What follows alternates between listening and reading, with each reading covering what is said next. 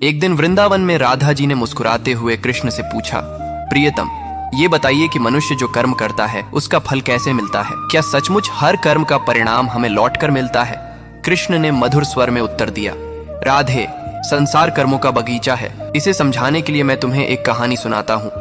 एक बार एक राजा ने अपने 3 मंत्रियों को बुलाया और उन्हें आज्ञा दी कि वे अपने अपने थैले लेकर बगीचे में जाएं और वहां से अच्छे अच्छे फल जमा करें। तीनों मंत्री अलग अलग बाग में गए। पहला मंत्री ईमानदार था। उसने पूरी निष्ठा से मेहनत की और राजा के लिए ताजे, मीठे और उत्तम फल चुने। दूसरे मंत्री ने सोचा कि राजा हर फल का परीक्षण तो नहीं करेगा, इसलिए उसने जल्दी जल्दी कच्चे, सड़े और अच्छे बुरे सब फल मिला दिए। तीसरे मंत्री ने सोचा राजा तो थैला देखकर ही संतुष्ट हो जाएगा, खोल कर कौन देखेगा, इसलिए उसने आलस्य में आकर अपने थैले में सिर्फ घास पत्ते भर लिए।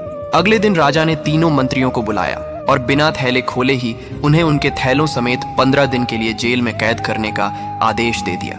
अब वहां खाने के लिए कुछ और नहीं था, केवल वही फल जिनसे थैले भरे थे। पहला मंत्री, जिसने अच्छे अच्छे फल जमा किए थे, वह आनंद से 15 दिन तक खाता रहा।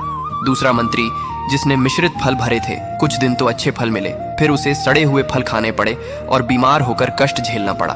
तीसरा मंत्री, जिसने केवल घास पत्ते भरे थे, भूख से कुछ ही दिनों में प्राण त्याग बैठा।